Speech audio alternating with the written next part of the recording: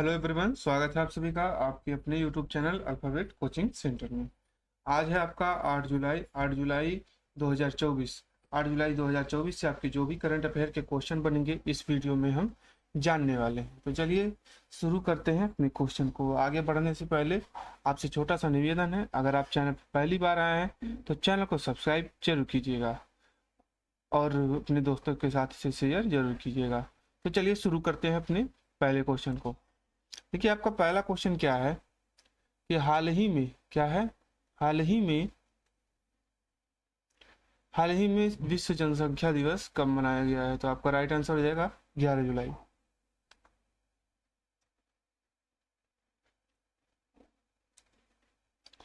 जुलाई 2024 के important days यहाँ पर देख लेते हैं। पहले तो हम जून के कुछ देख लेते हैं। 17 जून विश्व मरुस्थलीय और सुख रोकथाम दिवस होता है। 18 जून को आपका सस्टेनेबल गैस्ट्रोनॉमी दिवस मनाया जाता है। 19 जून को आपका संघर्ष और यौन हिंसा के उन्मूलन के लिए अंतर्राष्ट्रीय दिवस। 20 जून को विश्व शरणार्थी दिवस। 21 जून को अंतर्राष्ट्रीय योग दिवस।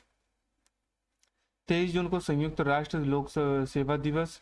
26 जून को नशीली दवाओं के दुरुपयोग और तस्करी के खिलाफ अंतर्राष्ट्रीय दिवस।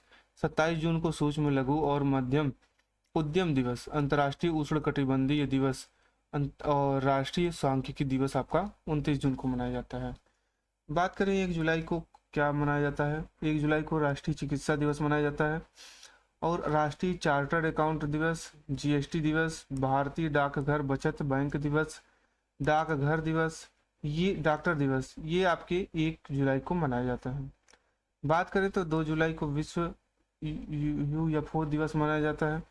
7 जुलाई को विश्व चॉकलेट दिवस मनाया जाता है। नेक्स्ट क्वेश्चन देखिए क्या है दूसरे नंबर का क्वेश्चन है, हाल ही में किस देश ने अपनी पहले डिजिटल मुद्रा सेंट्रल बैंक डिजिटल करेंसी, जिसको हम शॉर्ट में कहते हैं सीबीडीसी, का शुभारंभ किया है? तो यहाँ पे 4 ऑप्शन दिए गए हैं। पहला ऑप्शन है जापान, दूसरा है भारत, तीसरा है नाइजीरिया, चौथा है संयुक्त राज्य अमेरिका। तो आपका राइट आंसर हो जाएगा यहाँ पे नाइजीरिया। थर्ड वाला ऑप्शन सही हो जाएगा। नेक्स्ट क्वेश्चन देखिए क्या है, हाल ही में क्या कह रहा है क्वेश्चन, हाल ही में किस भारतीय राज्य ने मुख्यमंत्री तीर्थ यात्रा योजना शुरू की है? तो 4 ऑप्शन दिए गए। पहला ऑप्शन उत्तर प्रदेश, दूसरा ऑप्शन मध्य प्रदेश, तीसरा ऑप्शन दिल्ली, चौथा ऑप्शन महाराष्ट्र। तो राइट आंसर हो जाएगा आपका दिल्ली। तो भारत की राजधानी क्या होती है? दिल्ली होती है। अब देखिए मुख्यमंत्री तीर्थ योजना के बारे में हम जान लेते हैं, इससे क्या फायदे हैं, इसके क्या योजनाएं हैं। तो देखिए धार्मिक स्थलों की यात्रा, ये जो योजना है ये क्या है? धार्मिक स्थलों की यात्रा कराएगा। वरिष्ठ नागरिकों को महत्वपूर्ण धार्मिक स्थलों की यात्रा कराना। सहज यात्रा अनुभव, वरिष्ठ नागरिकों के लिए यात्रा को आसान और सुविधाजनक बनाना।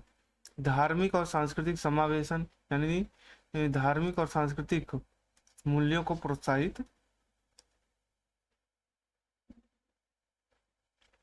मुख्य विशेषताएं क्या है इसके? निशुल्क यात्रा, यानी इस यात्रा में आप किसी भी श्रद्धालु को 1 भी रुपए देने की आवश्यकता नहीं है। इस योजना के तहत वरिष्ठ नागरिकों के लिए निशुल्क यात्रा कराई जाती है।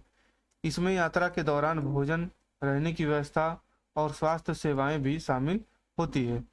चयन की प्रक्रिया देखिए, आवेदन करने के बाद वरिष्ठ नागरिकों का चयन लॉटरी के माध्यम से किया जाता है। चयनित उम्मीदवारों को यात्रा की तारीख और अन्य विवरण दिए जाते हैं। गंतव्य स्थल, यानी ये कहाँ तक जाएगा। इस योजना के अंतर्गत विभिन्न धार्मिक स्थलों की यात्रा कराई जाती है। इसमें भारत के प्रमुख तीर्थ स्थल जैसे कि हरिद्वार, ऋषिकेश, अजमेर शरीफ, वैष्णो देवी, जगन्नाथपुरी, तिरुपति, रामेश्वरम, शिरडी आदि शामिल हैं। स्वास्थ्य सुविधाएं, यात्रा के दौरान स्वास्थ्य सुविधाओं का विशेष ध्यान रखा जाता है। यह चिकित्सा और अन्य स्वास्थ्य कर्मी यात्रा के दौरान उपस्थित रहते हैं। आवेदन की प्रक्रिया क्या है? आवेदन ऑनलाइन और ऑफलाइन दोनों माध्यमों से किया जा सकता है। आवेदकों को अपनी जानकारी और आवश्यक दस्तावेज प्रस्तुत करने होते हैं। योजना के लाभ क्या है? वरिष्ठ नागरिकों के लिए यह योजना वरिष्ठ नागरिकों को धार्मिक स्थलों की यात्रा कराने का एक अच्छा अवसर प्रदान करता है, जिससे वे धार्मिक और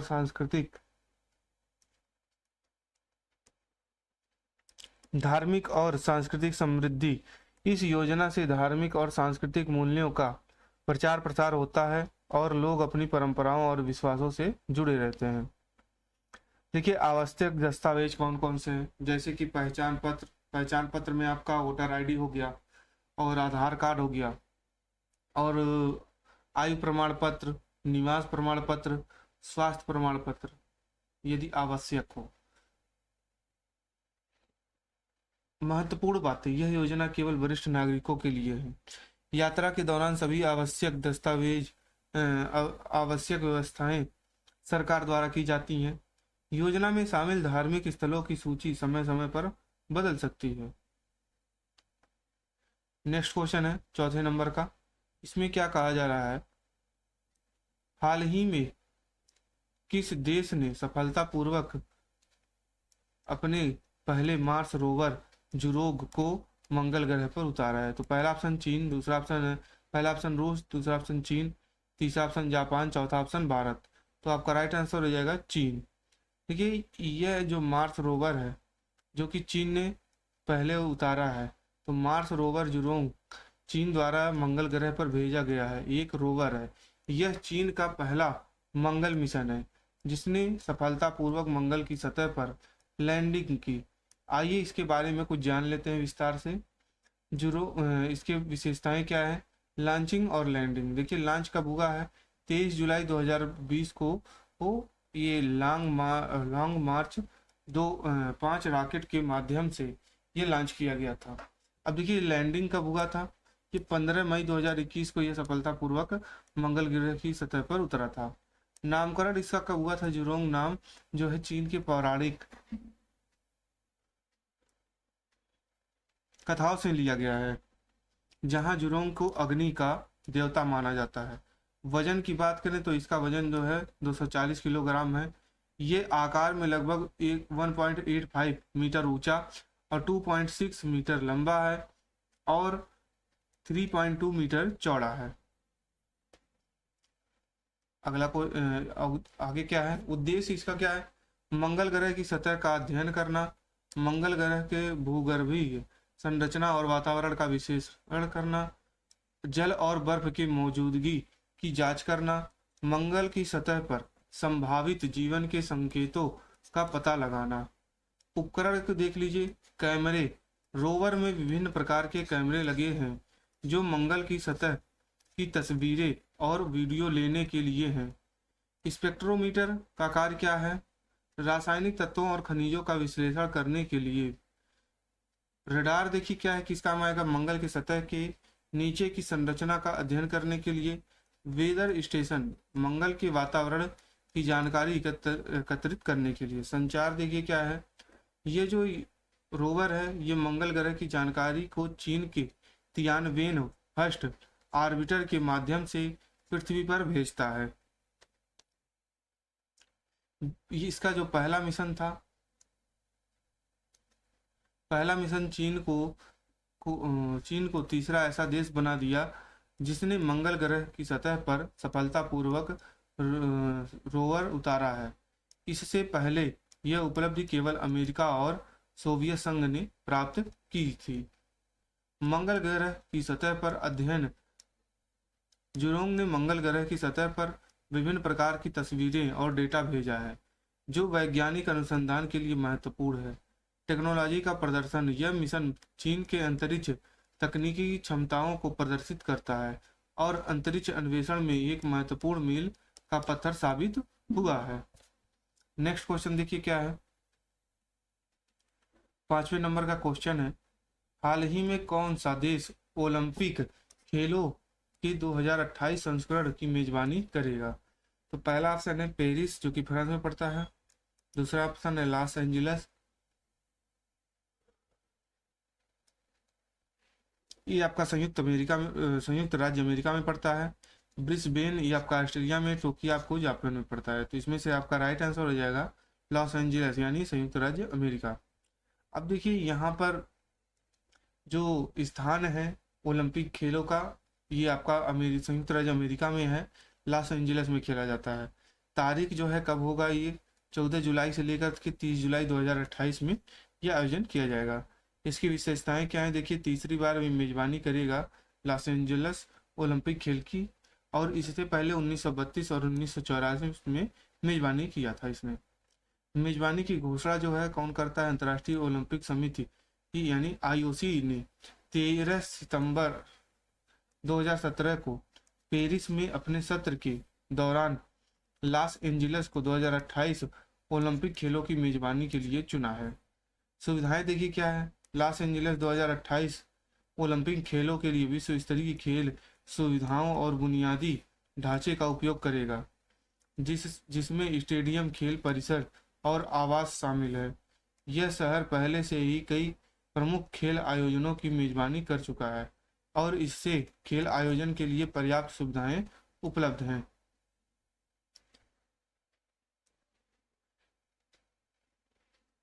दो 2028 ओलंपिक खेलों के आयोजन में पर्यावरण स्थिरता का पर विशेष ध्यान दिया जाएगा। आयोजन समिति ने खेलों के दौरान पर्यावरणीय प्रभाव को न्यूनतम करने के लिए कई उपायों की योजना बनाई है।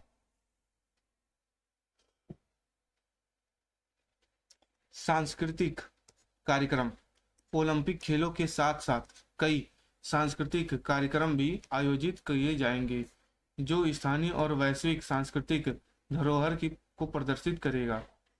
अर्थव्यवस्था और रोजगार, ओलंपिक खेलों के आयोजन से स्थानीय अर्थव्यवस्था को बढ़ावा मिलेगा और हजारों रोजगार के अवसर उत्पन्न होंगे।